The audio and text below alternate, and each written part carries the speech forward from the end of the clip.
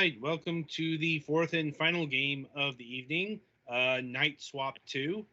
I suppose a bit of a note, none of us here have played the original Night Swap, so no ability to compare the two.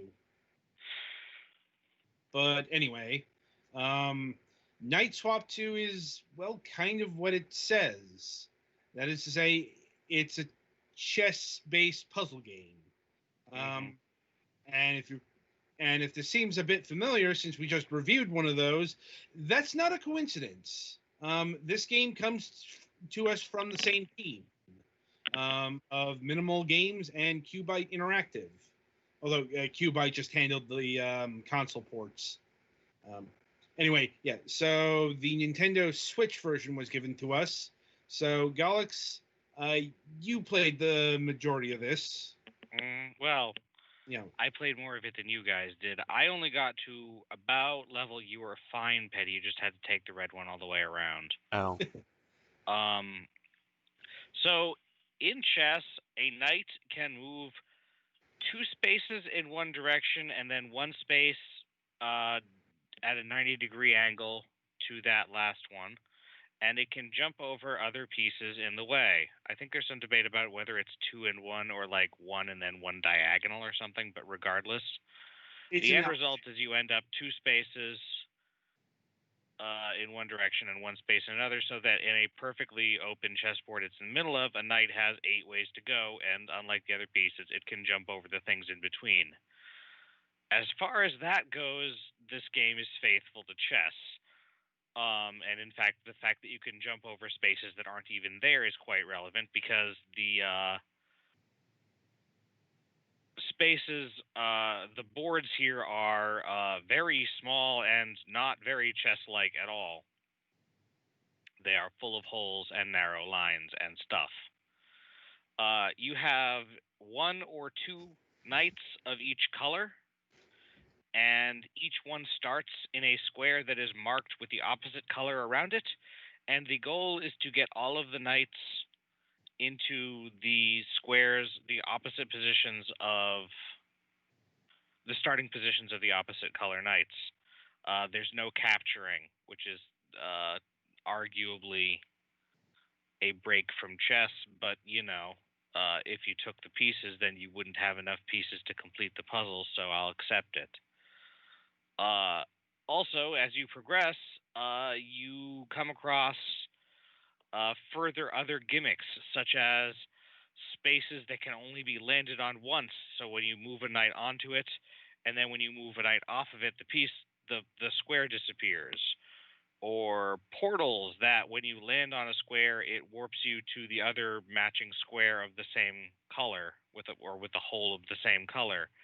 Although it doesn't do that if the other one is blocked.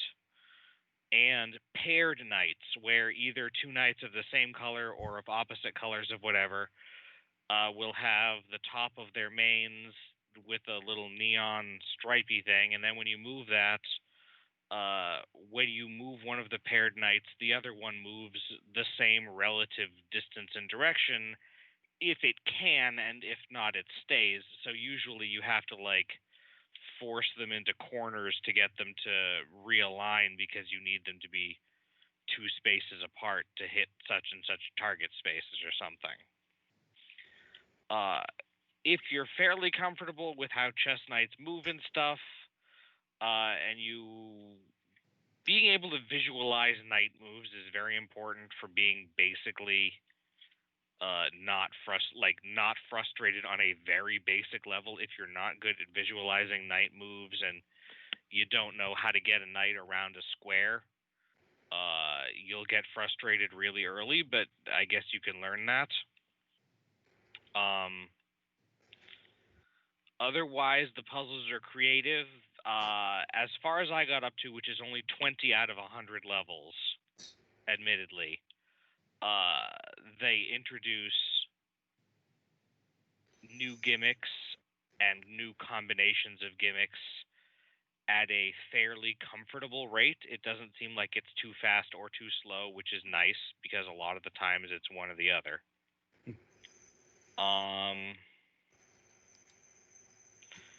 The aesthetic is very simple. like the color of the background and stuff changes sometimes, and the music is very low key because it's a thinking game. The controls are fairly intuitive, and there is actually a like controls help screen so that if you press start, it brings up a menu, and if you press select, it resets. And there's a I forget what button you press to get the controls. Honestly, it's mechanically very simple. Activate spinnable tiles. So it looks like at some point there might be tiles that you can manually control somehow or another. I didn't get that far, I guess. So yeah, if you like interesting chess puzzler games, I generally think this is a pretty good one.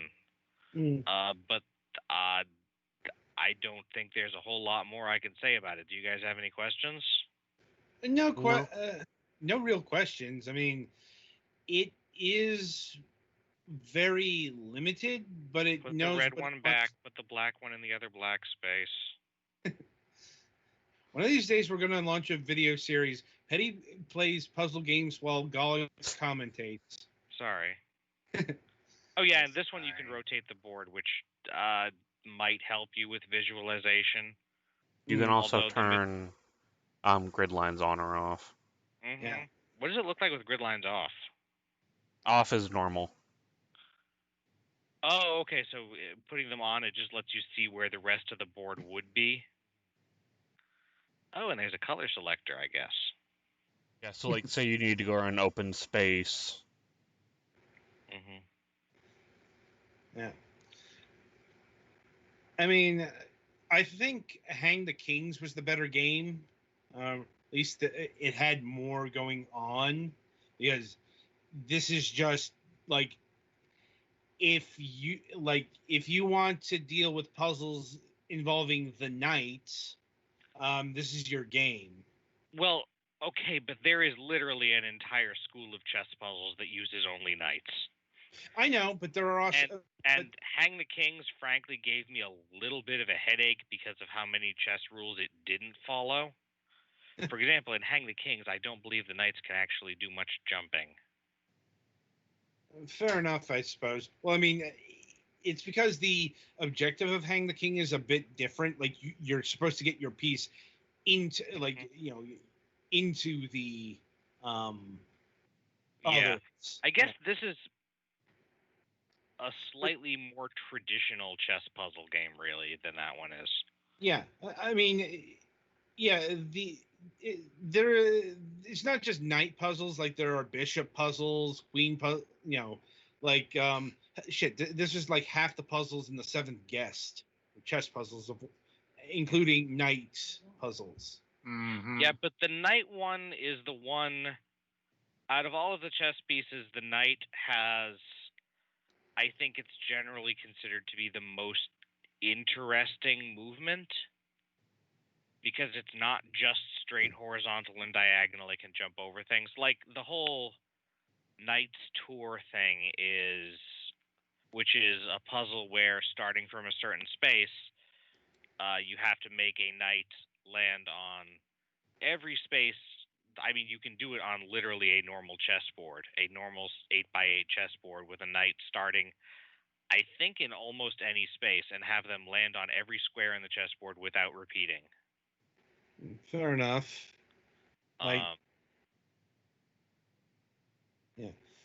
Anyway, so looking at the bullet points here, apparently what's new in Night Swap 2 are the gimmicks. Things like the disappearing floorboards and such. So Night Swap 1 was just actual swapping knights puzzles. Yeah, just like pure, like like according to the Steam page, and it's like apparently the original Night Swap features were partial and complete rotations, trigger buttons, teleportation tiles, and movable parts. Like, it's this one introduced some additional gameplay mechanics. Mm-hmm. And like I said, it introduces them. It gives you enough time to get used to them. Graphically, the game is very clean. Very into the minimalist aesthetic in the classical sense of that word. And you've got your chessboard thing, you got your horses, and that's about all you need. As far as the music, once again, it's trying to go for a Zen vibe. How effective that is, I think, depends on the person, because I'll be honest, I don't find games like this very relaxing. It's more if you're comfortable with chess puzzles. I guess it could be relaxing. If you're not comfortable with chess puzzles, then I imagine it could be quite stressful. It's not a matter of stress. It's a matter of, I don't zen out when I have to think. Like I don't. That's the thing. If you get really good at these, you don't have to think much.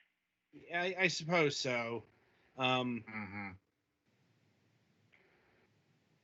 Anyway, so in terms of pricing, this game is the same price across the board. No pun intended. It clocks in at a near $1. So which is easily worth $1 if you're into this kind of thing at all.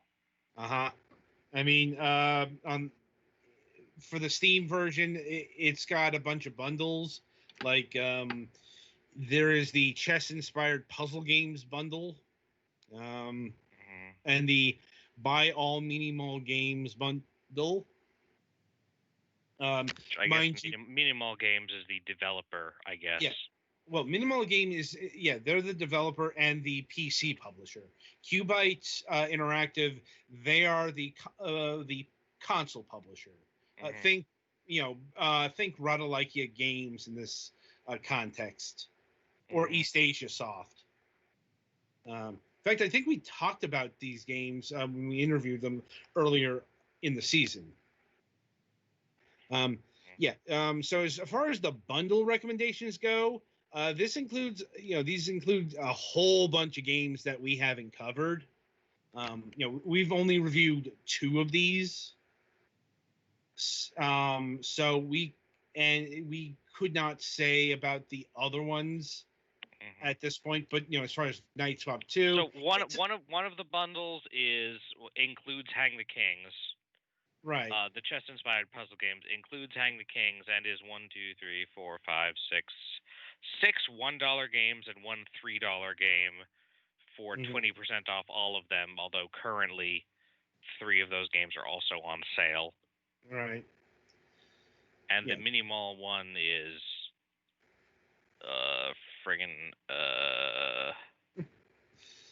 it's 20 games, but again, most of them are $1. One of them is $2, one of them is $3, one of them is $4. Right. So it's probably you're probably not losing too much if you go in on the bundles. I mean, if you want to get this game, you probably like this kind of puzzle enough that. Yeah, you'd probably at least go in with the chess-inspired puzzle game. The Minimal does have a few other vastly different games in their bundle in their all section. Yeah, there are a bunch of chess games and then a couple of weird ones. Whereas the chess-inspired puzzles is Night Swap 2, Hang the Kings, 3 versions of Unlock the King, and Knight's Retreat, which I don't know what is. Yeah, and they just put out a new one of these called Zen Chess, which that's the one I think came up in the interview. Which is using the full chessboard. Yeah, well, in the Minimal Games bundle, there are 6 Zen chess games. Yeah, there we go. Maiden 1, Maiden 2, Maiden 3, Maiden 4, and then 2 special ones. Yeah. And so mate in number means that for each puzzle, you get to make that number of moves to win. Right. So basically, Night Swap 2, even if you don't like it too much, it's $1. We're talking cup of coffee range of pricing. So it really doesn't matter. all that much. So, but as a game, once again, it knows what it wants to do and it does it well. Any other commentary to be offered for Night Swap 2 here? Suck it, chess. Not that I think for someone who's not super into chess puzzles, if you can visualize how it moves, or if you think you can do that pretty quickly, this one might be comparatively simple because you only have to worry about how one piece moves. Although then, they get into the paired pieces and stuff, so who knows? Oh, and it does look like later on there are more than 2 colors also, so that gets more complicated. Right. Anyway, so that'll about do it for not just Night Swap 2 here, but the review session coming up on the week ahead. So on Wednesday, July 22nd, we will be having James Deegan of Megacat Studios. Recall we had Megacat Studios on the program a few years ago. They talked about log jammers. And that game is still in development, but it's like they've got a few more games that we can talk about this time, like Phantom Gear and Bite the Bullet. So look forward to that. Friday, so we might be having a Friday show. It's a show that got delayed from earlier in the season, but the guest in question hasn't confirmed that they'll be able to make it to this Friday. So, gonna give that until Wednesday. If it doesn't happen, then just gonna cancel the interview outright. So, with that in mind, until Wednesday, I shall wish you good gaming.